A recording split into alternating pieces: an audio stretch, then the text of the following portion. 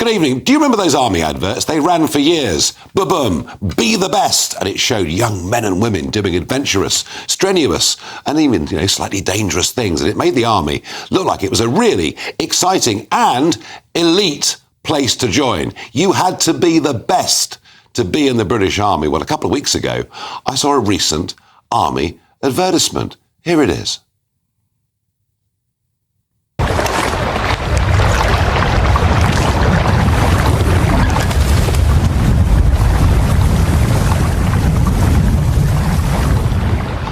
بجعلني مقيم صلاتي ومن ذرياتي ربنا تقبل الله ربنا اغفر لي ولوالدي السلام عليكم ورحمة الله.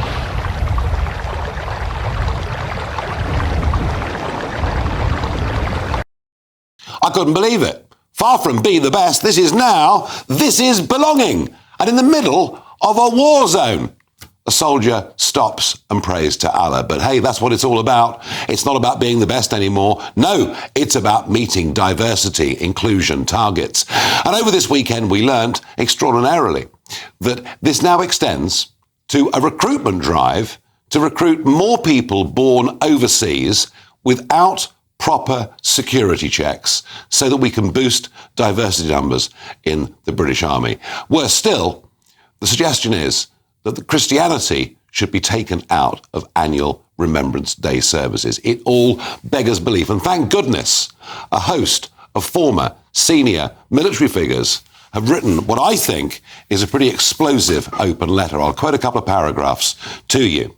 Nothing could be better calculated to destroy the esprit de corps of our armed forces than this poisonous farrago of nonsense, or to deter from serving the Crown precisely the type of people most motivated and apt to our high calling.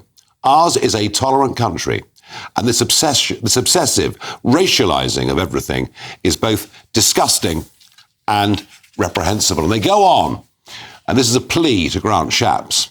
We call on you as Secretary of State for Defence immediately to cleanse our military culture of these poisonous ideas and to order a complete reset back to our core values of patriotism and unity that for generations made our armed forces the envy of the world. Strong words. How and why is this all happening? Well, it is quite extraordinary.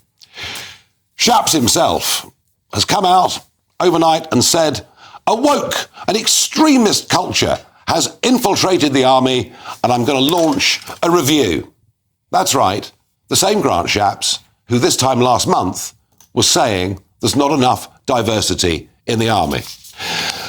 And what I've learned, what I find hard to believe, is we have outsourced army recruitment to Capita, one of those classic kind of Blairite companies.